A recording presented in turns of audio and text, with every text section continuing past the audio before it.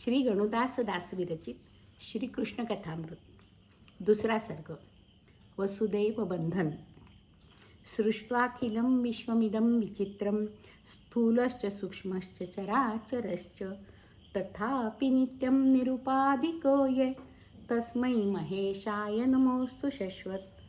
सर्व चराचर सृष्टीचं सूक्ष्म स्थूल अशा विविधतेने नटलेल्या सृष्टीचं निर्माण करून स्वतः अलिप्त राहणारा, निर्लेप राहणारा, निरुपाधिक अशा महेशाला माझा नमस्कार असो. अचिंत्य परतत्व दे करुण वासनेचा क्षय प्रसाद तव सद्गुरो निवटितो भवाचे भय. म्हणून तुमच्या पुढे दिसतर दीन चिंतामणी तुम्हा शरण मी भवच्चरण मस्तकी घेऊनी. सद्गुरूंना वंदन केलेलं आहे. आपल्याला कल्पवृक्षाच्या खाली आपण बसलो तर आपण जी कल्पना करू, आपण जी इच्छा करू ती कल्पवृक्ष पुरवतो. पण चिंतामणी आपल्या सगळ्या चिंता दूर करतो. पण सद्गुरूंची यांच्याशी तुलना होऊ शकत नाही. सद्गुरू हे चिंताच निर्माण होऊ देत नाहीत, वासना निर्माणच होऊ देत नाही, इच्छा निर्माणच होऊ देत नाही. उपजण्यापूर्वीच त्याचा ते लय करतात. अशा सद्गुरूंना मनोभावे वंदन करून कृष्णचरित्राच्या दुसऱ्या सर्गाला आपण प्रारंभ करतोय. परमसुंदरा मथुरा नगरी वसली होती यमुना तीरी श्यामल शाललनेच्या जणुका बसे कडेवर मुग्ध बालिका. सुंदर अशी मथुरा नगरी आहे आणि ती यमुनेच्या तीरावर बसलेली आहे. आता उपमा अशी दिलेली आहे की श्यामल अशी एक ललना आहे आणि तिच्या कडेवर जर मुग्ध बालिका बसली आहे अशी कविरायांना ती भासती आहे. निळ्या नभी चमकती विशेष तेथ गृहांचे सुवर्ण कलश सुचविती जणू विलास केली संपत्ती कळसास पोचली. तिथे कंसाचं हे राज्य आहे आणि तिथं सुवर्ण कळस आहेत प्रत्येक घराच्या मंदिरावर. आकाशामध्ये आकाशा म्हणजे उंच उंच मंदिरं तिथं चमकत आहेत कळस ते. तर ते काय सुचवत आहेत आपल्याला की संपत्ती कळसास पोचली. मधुदैत्यासह त्याचे मधुवन दाशरथी शत्रुघ्ने मर्दुन त्या स्थानी ही पुराण काली अभिनव ऐशी पुरी वसवली. मधु नावाचा दैत्य होता पूर्वी रामायणाच्या काळात. शत्रुघ्नाने त्याचं मर्दन केलेलं आहे, त्याचा नायनाट केलेला आहे आणि त्या मधुदैत्याचं जे वन होतं ते सगळं जळून गेलं. त्याचा सगळ्याचा नायनाट झाला. पण पुढे काय झालं? पापी मधुवन नष्ट जाहले पाप बीज परी नसे जळाले होते जणू ते दडून भूगत अनुकूला कालास अपेक्षित. मधुवन नष्ट झालं तरी त्याचं जे पापबीज जमिनीच्या पोटात अजून दडून बसलं होतं. त्याला पापबीजाला त्याचं वृद्धी व्हायला अनुकूल असा काळाची ते वाट बघत होतं आणि त्याला ते प्राप्त झाले केव्हा? कंस जेव्हा तिथे राजा म्हणून आला तेव्हा. भोजकुलीचा कंस दुर्मती काले होता राजा दुष्कृती फलयुत वृक्ष उगवले कोंब फुटून त्या बीजा जय हरी सुख कंदा. आता हा दुर्मती असा कंस आपल्याला माहिती आहे. तर तो भोजकुलीचा राजा होता आणि त्याच्या दुष्कृत्याने या पापबीजाला कोंब फुटले आणि ते वृद्धिंगत होऊ लागलं. दिसावया इतराहून सुंदर गांजाचे की पीक खरोखर उत्पन्न हिये विपुल तयातून परी आदरती तयान सज्जन. गांजाचं पीक असतं ना मंडळी, ते दिसायला अतिशय सुंदर असतं, सौंदर्य, आणि त्यातून उत्पन्न पण खूप मिळतं. गहू तांदूळ जर आपण पिकवायला गेलो त्यातनं जे उत्पन्न येतं त्याची याच्याशी तुलनाच नाही होऊ शकत. अतिशय पैसा देणारं असं हे. परंतु या नशा करणारं हे गांजाचं पीक आहे आणि सज्जन लोक अशा या गोष्टींचा आदर करत नाहीत. आपल्याला असं सांगितलं आहे की जे नशा वाढवतात वगैरे अशा पिकांची पेरणी करू नये. चांगली माणसं या गोष्टी करत नाहीत. पण तसं हे मधुरानगर होतं. जसं गांजाचं पीक सुंदर दिसतं तसं हे मधुरानगर सुंदर दिसतं. विलास संपत्तीने मंडित, सोडून गेले दूर संतजन, निज धर्माचे करण्या रक्षण. कोणी संतजन त्या मधुरा नगरीत राहायला तयार नाहीत मंडळी. आपला धर्म त्यांना महत्त्वाचा होता आणि त्यांनी नगर सोडून लांब गेलेले ते. कारण तेथे शील सतीचे, यज्ञमुनींचे, धनदुबळ्यांचे, एक क्षणही नसे सुरक्षित, पटकीच्या साथीतील जीवित. पूर्वी कॉलरेच्या साथी वगैरे यायच्या. त्या काळात माणसं पटापट मरत होती. कुठल्या क्षणी मृत्यू येईल सांगता येत नव्हतं. अतिशय असुरक्षित असं जीवन होतं. आणि तिथं कंसाच्या राज्यामध्ये शीलसतीचे, यज्ञमुनींचे, धनदुबळ्यांचे एक क्षणही सुरक्षित नव्हतं असं ते राज्य. किती संपत्ती असो, किती गांजाच्या पिकासारखं सुंदर असो, उत्पन्न असो, पण ते तिथं कोणी सज्जन चांगली लोकं राहायला तयार नाही. भूप कंस धनरूप बळाने, युक्त तसाची चातुर्याने, वर्णू का परी सर्प गुणाते, विसरुनी त्याच्या भयद विषाते. कंस राजा कसा होता की तो धन आणि बळ यांनी तो तसाच चातुर्य, ह्या सगळ्या हे गुण त्याच्यामध्ये होते. तो खूप हुशार होता, त्याच्यापाशी भरपूर संपत्ती होती, बलवान होता तो. परंतु एखादा सर्प आहे तर तो किती दिसायला सुंदर असला, त्याची कातडी अगदी मृदू मुलायम असली तरी कोणी त्याला घरात पाळत नाही. तसं त्याच्यामध्ये एक मोठा दोष आहे की विष आहे त्याच्यामध्ये. त्या विषामुळे सर्पगुणाला पाळता येत नाही. तसा हा कंसाचा आपण गुणवर्णन करू शकत नाही. गुणवर्णन करण्यासारखे गुण खूप आहेत त्याच्यामध्ये, पण क्रौर्य, दुष्ट स्वभाव हा त्याच्यामध्ये जो दोष आहे ना, त्यामुळे कंसाला कुणी चांगलं म्हणू शकत नाही. श्वशुराचे घेऊन सहाय्य, द्रोह करून जनकासी, नृप झाला त्या नको पुरावा, अधमाधम म्हणण्यासी. श्वशुराची संपत्ती घेऊन जो आपलं राज्य स्थापन करतो अशाला अधमाधम म्हणायला कुठला नवीन पुरावा असायची गरज नाही. होती भगिनी या कंसासी, नाव देवकी असे जियेसी. त्याला एक बहीण होती, तिचं नाव देवकी होतं. सरळ हृदयही कुतील तदंतर, लक्ष्मीशी जणू शंख सहोदर. ती अतिशय कोमल हृदयाची, सरळ स्वभावाची अशी होती आणि हा कुटील असं याचं अंतर. लक्ष्मीशी जणू शंख सहोदर. एकाच क्षीरसागरातून ज्या लक्ष्मीचं निर्मिती झाली आहे तिथे शंखाची पण झाली आहे. तो तिचा भाऊ आहे, तर त्याला काय करणार.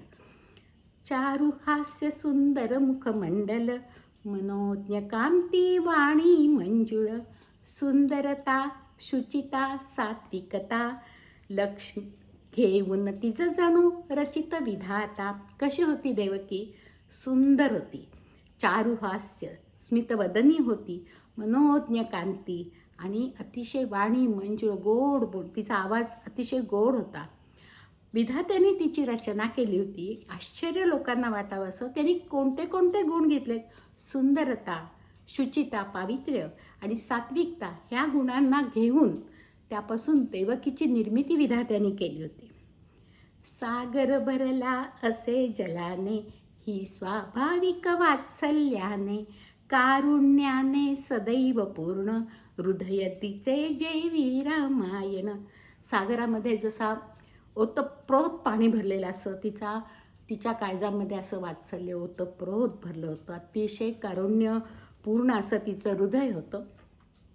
मयूर शुक सारिका गृहीचे, क्रीडा पाडसवा हरिणीचे, व्याकुळ तिचं वाटता बंधनी, सवेच त्यांना देत सोडून. कशी प्रेमळ होती, कशी कनवाळू, अतिशय हळवी होती. आता ती राजकन्या होती, तिच्या मनोरंजनासाठी या सगळ्या गोष्टी तिथं होत्या. बाग बगीचे होते, तिथे मयूर शुक सारिका होते आणि हरणाची पाडसं होती. पण ह्या कुणालाही बांधून ठेवले, पिंजऱ्यात ठेवले तर ते तिला सहन व्हायचं नाही. ती अतिशय प्रेमळ असल्यामुळे ती त्यांना बंधनमुक्त करायची, त्यांना सोडून द्यायची आणि मग ते मोकळ्या श्वास घेतला की हिला बरं वाटायचं. सुमखुडता ये रस बघता ते, वाटे अश्रू लता ढाळीते, हायतीचे प्रिय अपत्य हरिले, जननीचे ना हृदय जाणिले. एखाद्या लतेवरचं फूल तोडलं तर देवकीचं काय भाव आहे की तिथून जो छोटासा रस बाहेर येतो, तर त्या लतेचं अपत्य आपण हारलं म्हणून तिचे अश्रू आहेत ते असं तिला वाटायचं. आणि म्हणून ती कधी फूल तोडायची नाही. हायतीचे प्रिय अपत्य हरिले, जननीचे ना हृदय जाणिले. ही भावना तिची त्या लतेकडे आणि फुलाकडे बघताना. म्हणून विहरता उद्यानातून तिने सुमा चुंबावे, कुरवाळावे वत्सल परी, कर तोडा यानद जावे. जय हरी सुखकंदा. उद्यानातून विहार करताना तिला अशी सुंदर सुंदर फुलं आवडायची, मधु मुलायम अशी त्यांच्यावरती कुरवाळायची, त्यांच्यावर प्रेम करायची, त्यांचं चुंबन घ्यायची आणि वत्सलतेने सगळीकडे हात फिरवायची, पण कुठलंही फूल ती तोडायची नाही. अशी ही आपली देवकी. हे देवकीचं वर्णन आहे. देवकीच्या हळव्या हृदयाची, कंस करी नित तत्तासाची, तिच्या पुढे टोची पक्षाते, हसत बसे ची ची करता ते. देवकीच्या हळव्या हृदयाला हसायचा कंस. तो दुष्ट दुर्मती होता. त्याला वाटायचं काय किती नाजूकपणा वगैरे त्याच्या काही याच्यात त्याला काही तो भावायचा नाही. तर तो तिची चेष्टा करायचा. तिची चेष्टा करण्याचं सुद्धा एखाद्यापाशी किती क्रौर्य असावं. मुद्दाम पक्ष्यांना पकडायचं आणि त्यांना टोचायचं आणि ते ओरडले की मग हसत बसायचं. आणि काय कळ्या उमलत्या चुरगाळाव्या, निष्ठुर हसूनी वर उधळाव्या. कोळ्या कोळ्या कळ्या घ्यायच्या, मुद्दाम चुरगळायच्या उधळायच्या. म्हणजे देवकीला ते सहन व्हायचं नाही ना. वदन झाकुनी रडे देवकी, दुजे काय तरी करील बरा. की ती काय करणार या दुष्ट दादापुढे, तिचं काही चालायचं नाही. पण तिला ते सहन व्हायचं नाही. पण हा तिच्यावर केवढा अन्याय होता. दुष्ट नरांचे सहजही वर्तन, उपजविते की व्यथा विलक्षण. निवडुंगाची लवही जेवी, स्पर्शे केवळ बहुपरिशिणवी. निवडुंगाची लव जशी असते ना, ती अतिशय दिसायला कोमल नाजूक असते, पण जर का स्पर्श झाला तर तो अगदी असह्य असतो. तर असं हे दुष्ट नरांचं वर्तन असतं. त्यावर्षी जास्त बोलायला नको. उपवर झाली जयी देवकी, विकसित कलिका जैसी. वृष्णिकुलीच्या वसुदेवा ते निमिले वरती जशी. लहानाची मोठी झाली देवकी, एखादी कळी उमलावी तशी. आणि मग वृष्णिकुलीचे वसुदेव आहेत ना, त्यांच्याबरोबर तिचं लग्न करायचं ठरवलं. विवाह झाला बहुथाटाने, कंस लक्ष घाली जातीने. उणे तेथ मग पडे कशाचे, प्रकटे वैभव सर्व कलांचे. आता कंस प्रत्येक ठिकाणी जातीने लक्ष घालतोय आणि खूप थाटामाटात बहिणीचं लग्न करून दिलंय त्यांनी. कशाचे उण नव्हतं मंडळी. वरातीच्या तर शुभ समयासी, पूरच आला संपत्तीसी. भव्य मनोहर हेमरथावर, आरोहण करती ते वधूवर. वधूवरांसाठी रथ होता ना, तो हेमरथ होता, सुवर्णाचा बनवलेला होता. आणि त्या वरातीच्या वेळेला तर संपत्तीला नुसता पूर आला होता. मिळवून बहुविध पुष्पे रत्ने, शोभविले त्या रथास यत्ने. फुले चमकती रत्न सुगंधित, झाले जणू का गुणसंक्रमित. काय वर्णन आहे सुंदर. पुष्पांनी आणि रत्नांनी नानाविध असं त्या रथाला सजवलंय. तर त्यामध्ये जी फुलं होती ना, ती चमकत होती आणि रत्नांना ना सुवास येत होता. असं एकमेकांचे गुण संक्रमित एकमेकांमध्ये झाले. असं म्हणजे एक खूप सुंदर असं वर्णन इथे केलेलं आहे. अश्वदहा सुंदर ते जाळ, सुलक्षणी वर्णाने धवल. सजवुनी त्या जोडिले रथाते, दशग्रंथ जणू वेदार्थात. 10 सुंदर तेजाळ असे पांढरे शुभ्र घोडे त्याला ते पण छान सजवलेले, अलंकार घातलेले असे सजवून ते घोडे त्या रथाला जोडलेत. वेदार्थाचा अर्थ नीट समजावं म्हणून तिथं दशग्रंथ ठेवलेले असतात त्यातले अर्थ समजून घेण्यासाठी. स्वये कंस होऊन सारथी, प्रग्रह घेई हाती. अविवेकाधीन झाल्या जणू का, दशेंद्रियाच्या वृत्ती. जय हरी सुखकंदा. आता कंसाने स्वतःच्या हातात तो सारथी झाला आहे आणि तो प्रग्रह त्यांनी स्वतःच्या हातात घेतलेला आहे. आता अविवेकाच्या हातात आपल्या दशेंद्रियाच्या वृत्ती जाव्यात. आता कंसाच्या हातात आपलं वधूवरांचं रथाचं सारथ्य आलेलं आहे. मिरवणूक चालली पथाने, रचिली ज्यावर रम्य तोरणे, सोनसळी रेशमी पटासी, पसरुनिया झाकिले जयासी. सोनसळी म्हणजे जरतारी. तर असा हे रेशमी पितांबर आहे, त्या रथाला झाकायला म्हणून वापरलेला आहे. आणि त्याच्यावर रम्य अशी तोरणं, त्याचं वर्णन इतकं सुंदर आहे सगळं या मिरवणुकीचं. गरजे सर्वा पुढे धडधडा, हत्तीवरती थोर चौघडा, मागून वाजे मंजुल सनई, सतीपतीस जणू उत्तर देई.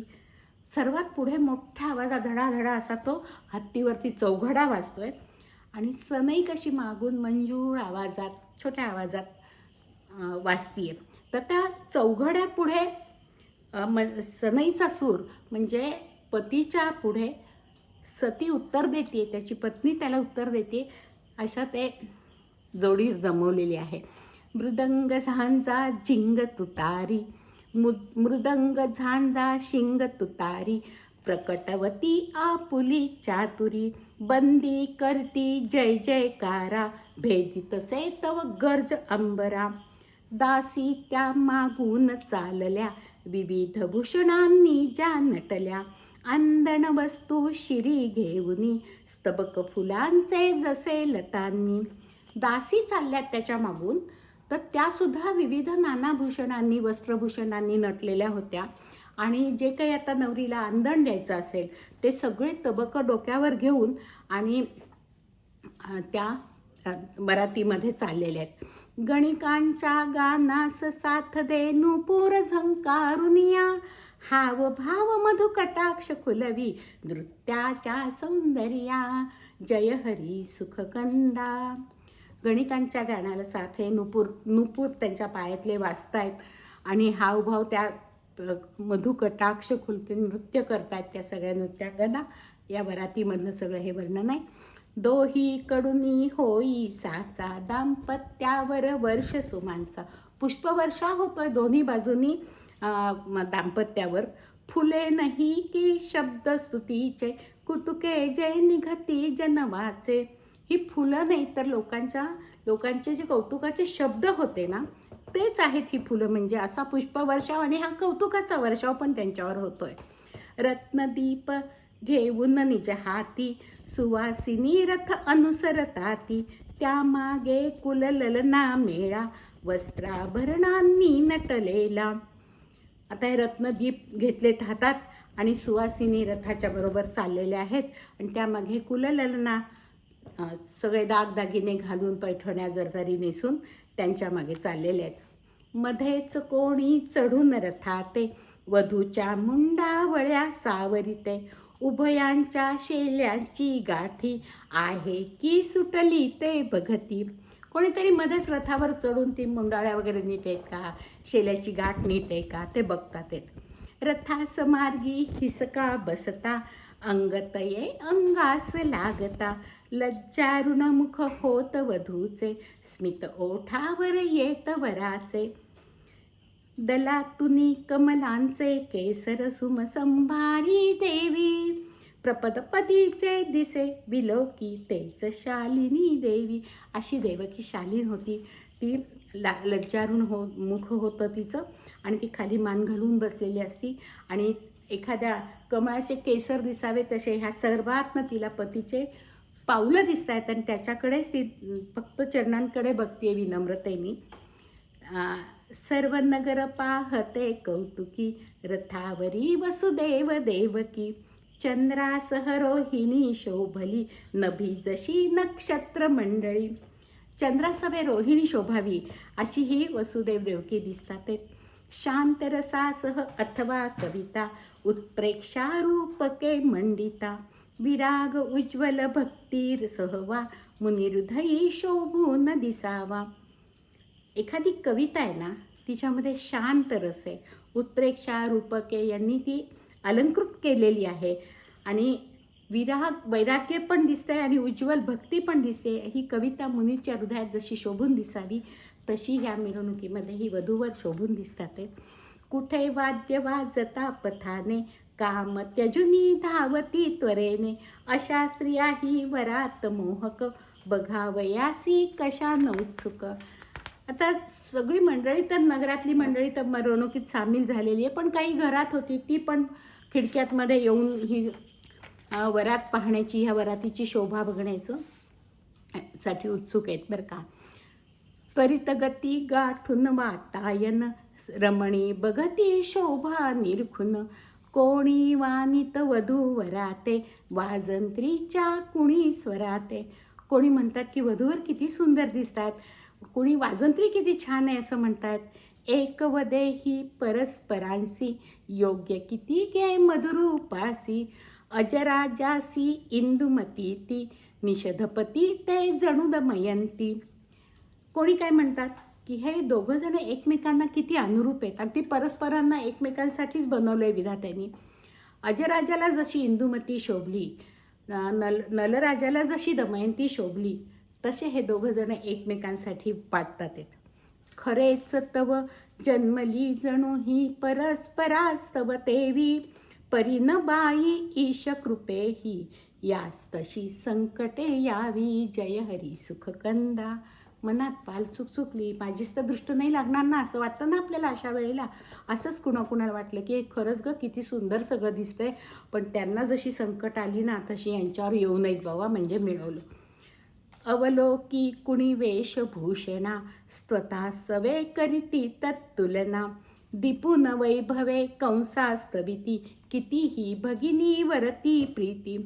कुणी कुणी त्यांची वेशभूषा वगैरे बघतायत आणि एवढं सगळं कंसाचं वैभवानी त्यांचे डोळे दिपून गेलेले आहेत आणि म्हणतात की किती कंसाची बहिणीवर प्रेम आहे बघा, किती त्यांनी थाटमाट केला आहे तिचा. वरवर बघणारास गमावे, प्रेम देवकी वरी असावे, प्रयत्न कंसाचे परी होते, वैभव आपुले मिरवा याते. लोकांना वरवर पाहताना असं वाटतं की कंसाचं देवकीवर खूप प्रेम आहे म्हणून त्यांनी हा एवढा खर्च केला आहे, एवढा थाटमाट केला आहे. पण कंसाचं हेतू आतला काय होता की आपलं वैभव त्या निमित्ताने त्याला मिरवायचं होतं, लोकांना दाखवायचं होतं बघा आम्ही किती कर्तृत्ववान आहोत असं. मी बघा बहिणीवर किती प्रेम करतो आणि मी बघा तिचे किती लाड केलेत वगैरे, अशी त्याच्या हृदयातली भावना होती.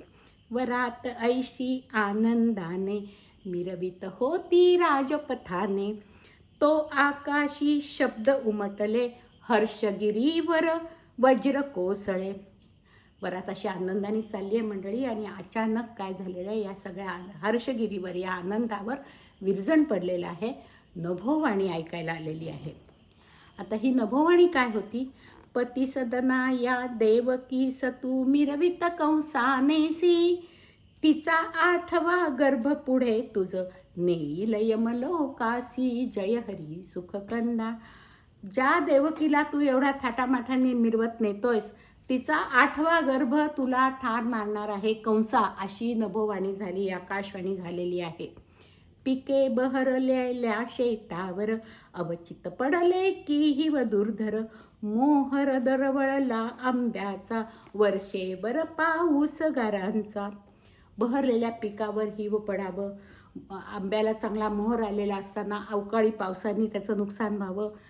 शिखर मंदिरी जव चढले ना, तोच आदळे बीज कडाडून, तसेच केले नभोगिरीने, क्षणात सारे उदास. आणि तसं ह्या आकाशवाणीमुळं काय झालं आहे, सगळा मगाशी जो थाटमाटाचं वर्णन आहे, सगळीकडे जसं आनंदाला उधाण आलेलं होतं ते सगळं एकाएकी शांत झालं, उदासवाणं झालं. भगिनीवर कंसाची प्रीती, भोळ्या लोका वाटत होती, क्रूर हृदय परी अजून तयाचे, पुरते नव्हते दिसले साचे. लोकांना वाटत होतं किती बहिणीवर प्रेम आहे, पण त्याचं क्रौर्य अजून लोकांना दिसलं नव्हतं बरं का. प्रकाश असता मंद काननी, रत्न तेवढे येत दिसोनी. अंधार काननामध्ये जंगलामध्ये जर अंधार आहे, वाट चुकलेला आहे, त्याला तिथं एक असं रत्न चमकतं असं वाटतं बरं का. तो तळपावी वीज अंबरी, प्रकटे काळा नाग विषारी. पण अचानक वीज चमकते आणि त्या काळ्याकुट्ट अंधारात तो जो मणी दिसतो आपल्याला, त्या मण्याखालचा काळा नाग त्यांना दिसतो. आणि मग एकदम त्यांना कळतं की आपण काय पाहत होतो. लांबून वाघाच्या डोळ्यासी, भ्रमे दिवा मानिती प्रवासी. परी करोनी येत शेवटी, गृहदीपना मृत्यूची दिवटी. जंगलामध्ये आपल्याला अंधारामध्ये वाघ दिसतो. आपल्याला दिसत नाही, अंधार असतो, पण वाघाचे जे डोळे चमकतात ना, तर ते फक्त आपल्याला दिसतात. पण आपल्याला कळत नाही की तो वाघ आहे. आपल्याला काय वाटतं की तिथे जंगलामध्ये एखादी झोपडी आहे, तिथं एखादा दिवा आहे, म्हणजे तिथं कोणीतरी असेल, आपल्याला आश्रय मिळेल, आता काहीतरी आपल्याला काही पाणी वगैरे मिळेल. तर म्हणून आपण तो भ्रमे तो मानतो असं की दिवा दिसतो असं. पण शेवटी त्याला कळून येतं की तो दिवा नाही आहे, गृहदीपना मृत्यूची दिवटी. मग त्याला एकाएकी कळतं जवळ गेल्यावर की तो वाघ आहे. आणि मग त्याचं जे काही होईल ते ह्या सगळ्या लोकांचं झालेलं आहे. घोर शब्द ऐकता नभाचे, रूप खरे बक प्रकटे कंसाचे. स्वतः बरी बेतता येऊनी, प्रेम खलांचे टिके कोठुनी. क्रूर भयंकर मुद्रा झाली, खदिरांगार जणू डोळे. रुधिर येई तो अधर चावले, करकर खाऊनी दात खले. खड्ग उपसुनी रक्त पिपासू, रथा खालती घेत उडी. प्रकटत मूर्त कृतांत जणू काम, प्रलयाची येताच घडी. अशी ती आकाशवाणी ऐकून मग त्याचं क्रौर्य असं उफाळून आलंय. भयंकर त्याची मुद्रा झाली, खदिरांगारासारखे डोळे, त्या रुधिर येऊ तर अधर चावले, कर खाऊनी दात खरे, असा संतापलाय कंस. आणि खड्ग उपसुनी रक्त पिपासू, रथा खालती घेत उडी. आणि कृतांत जणू काय समोर उभा ठाकलाय, अशी स्थिती तिथं वधूवरांची होते. ससाण्या परी घालून झेप, धरी भगिनीचा केश कलाप. ओढून पाडी तिजसी क्रूर, लोकांच्या अश्रूसह भूवर. ससाण्यासारखी झेप घालून भगिनीचा केशकलाप ओढून तिला रस्त्या खाली पाडलेलं आहे. फुटले कंकण तुटल्या माळा, धूळ माखली सर्वांगाला. भावी सुखाच्या सर्व कल्पना, विस्कटल्या सहवस्त्रभूषणा. तिची अशी अवस्था झाली आहे. तिच्या नववधू आहे ती, भावी सुखाच्या ज्या काही तिच्या कल्पना होत्या, त्या सगळ्या कल्पना आणि तिची वस्त्रभूषणं सगळं काही विस्कटून गेलं आहे. आनंदामध्ये रमली होती, नवपरिणीता मुग्धा युवती. क्षणात परिसारे पालटले, अमृत इच्छिता गरळ उसळले. पुढचा भाग आपण पुन्हा पाहू पुढच्या व्हिडिओमध्ये.